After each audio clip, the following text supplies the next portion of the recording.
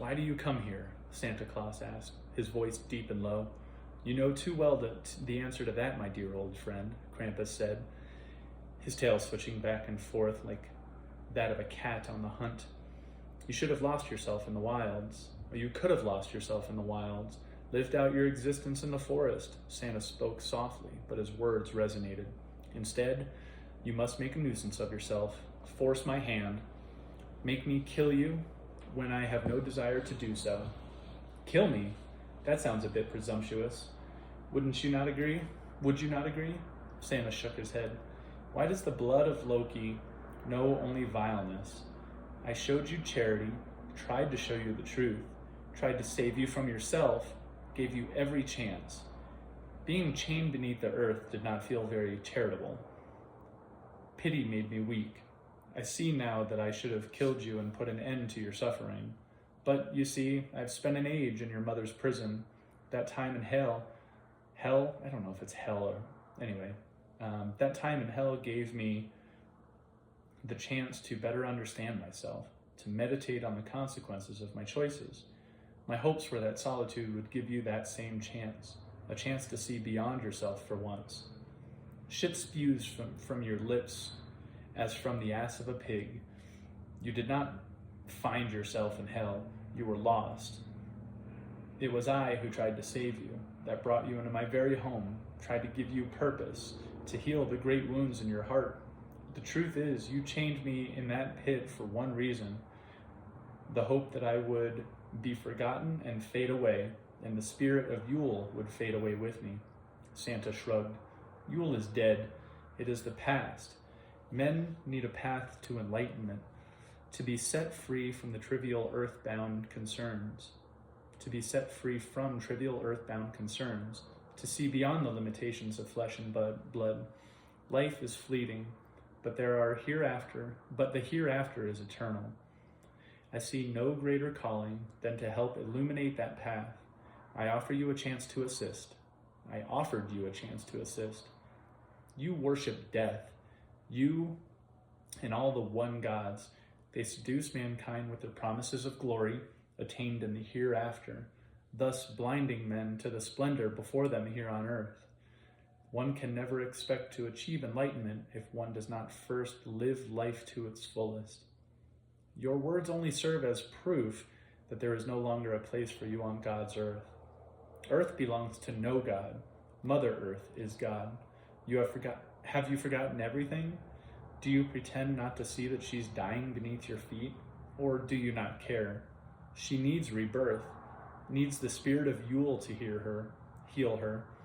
You talk of enlightening men, but there will be no men without her. Foolish beast, Earth is nothing more than a rock in space. Santa shook his head. The world has moved on and left you behind.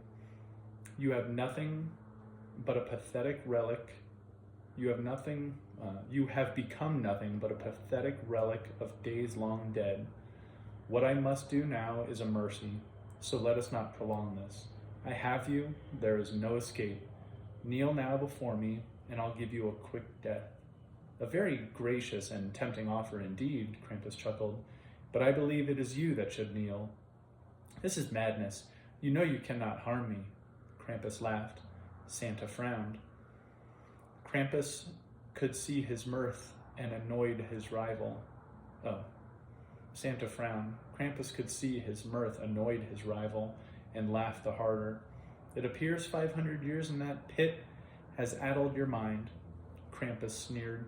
500 years in that pit has made all things clear, clear as spring water in Asgard. Or have you forgotten Asgard? Forgotten the face of your mother, your father? Forgotten your own name? Well, I have come to help you remember. Santa's mouth tightened. You have blood on your hands, Krampus said. How much? How many did you murder to bend Loki's sack to your will? I have grown weary of your prattle, Santa said, and sprung forward, brought the great sword to bear, swung it high and down hard to strike, a strike meant to cleave Krampus's head from his shoulders. Krampus skipped aside, the blow intended for his neck instead striking deep into the soft dirt. Santa appeared surprised by Krampus's agility. He yanked the blade free, hefted it, ready to strike again. Krampus made no move to retreat. He pointed the spear at Santa. "It is time I reminded you who you are." Santa shook his head, almost appeared bored. "Why must you put us through this? Surely you know your efforts are futile. Save yourself some dignity." "You have much to learn," Krampus hissed. "Much to answer for. I am here to see that you do. For Huggen and Munnin, Jerry and Frecky. For all those you used, then tossed aside. All those you betrayed, who bled for your ambitions. But most of all, for me." Santa charged. A great sweep of the blade. Krampus ducked, swept beneath the sword, came up as Santa went barreling past, lashed out, one quick strike, and slipped away. Santa turned, prepared for another lunge, then hesitated, appeared unsure, his face twisting into something approaching befuddlement. He lowered his sword, looked at his arm. A small red line ran just beneath his shoulder, growing thicker as he stared at it. A crimson drop pooled and slid down his arm. Santa touched the cut, looked at the blood on his fingers. "What trickery is this?" "Your face," Krampus said. "It is worth all my days below earth." Santa tasted the blood. "Impossible. A house built on lies has a weak foundation, my dear old friend." Santa looked at him, still not comprehending. "You do not see? Have you lied to yourself for so long that you have forgotten the truth? Think. Remember." Krampus saw it, confusion turning to alarm. Yes, Krampus jeered. "Santa Claus might be untouchable, but Balder, he is not." Krampus held the spearhead up so that the lantern light caught the ancient ore and flickered across Santa's face. "You can fool the world, and you can fool yourself, but you cannot fool this." Santa squinted at the weapon, his brow tightened. "How? It was destroyed. Odin ordered it destroyed." "Apparently he did not. I found it at the bottom of the sea, amongst your bones, amongst Balder's bones." Santa's eyes grew wide, confusion turning to betrayal, and then, for the first time ever, Krampus saw fear in Santa's face. Santa fell back a step, glanced towards the great doors. Krampus laughed, loud and full. Who is trapped now?" The Yule Lord raised himself to his full height, inhaled deeply, felt his heart drum with the sweetness of his own wrath. He peeled back black lips, exposing long, sharp teeth. His tongue flashed from his mouth. He snapped his tail back and forth. His laugh turned into a snarl as he leapt at the white-bearded man. Santa seemed to be in shock, a man in deep water who has just forgotten how to swim. He raised his sword, but too late. Krampus drove past his guard and caught him across the forearm. Not a nick this time, but a deep slash, cutting all the way down to the bone. Santa let loose a howl, a sound of outrage, of complete incredulity, and stumbled against the railing, struggling to keep hold of his sword. Krampus spun away, almost dancing. How sweet the taste of revenge, how very, very sweet. Santa clutched the wound, face aghast at all the blood pumping between his fingers. Krampus hopped from foot to foot, prancing on his toes, grinning and tittering. Santa kept his sword pointed at Krampus as he backed away, edging toward the double doors. Krampus followed, stalked him around the ring, allowing him to reach the door. Santa struggled to maintain his guard while attempting to slide the latch with his injured arm. "Where are you going?" Krampus asked. Santa wet his lips, sweat beading on his forehead as he inched the slide over. "You are a beast," Santa cried. "Not but a low-caste demon, and that is all you shall ever be." The Yule Lord snorted and feigned attack. Santa lashed out with his sword, a wild, aimless swing, catching nothing but air. Krampus dashed forward, striking Santa atop the wrist and knocking the sword from his hand. The sword landed in the dirt between them. Santa made a grab for it when Krampus slashed the spearhead across Santa's thigh. the mythical blade cutting easily through his breeches and muscle, biting into the bone. Krampus yanked the blade free, and Santa collapsed onto one knee, cradling his leg as he screamed through clenched teeth. Blood from his forearm, his wrist, and the deep slash in his leg spilled onto the ground and turned the blonde straw red. Krampus kicked the sword away, stepped up to Santa. "It's time you faced yourself." All the play left Krampus's voice. His tone became somber. He pressed the spearhead against Santa's neck. "What is your name?" Santa closed his eyes, began to shake. "What is your name?" "Santa Claus," he mumbled. Krampus kicked him, knocked him onto his side, planted his foot on his neck, and set the spear into his gut. "No, it is not Santa Claus. It is not Kris Kringle, not Father Christmas, nor is it St. Nicholas." He pressed the blade into Santa's flesh, an inch, 2 inches. Blood pooled beneath the spear tip. "What is your true name?" "Santa Claus," Santa cried. "My true name is Santa Claus." Krampus kicked him hard in the stomach. "No," he yelled, unable to hide his outrage. "The charade is over.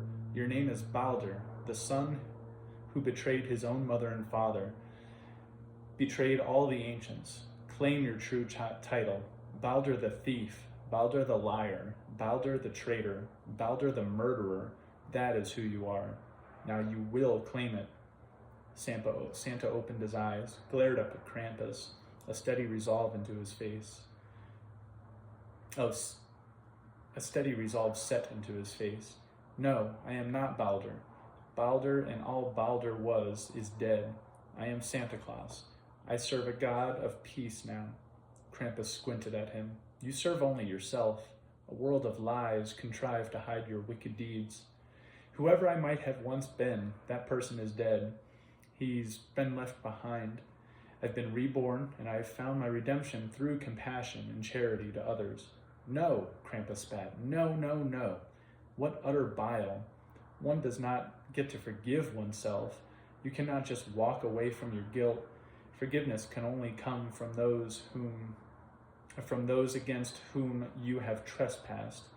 Only they can absolve you of your crimes.